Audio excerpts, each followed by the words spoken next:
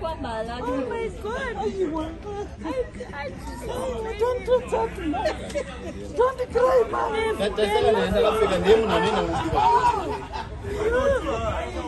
It's coming.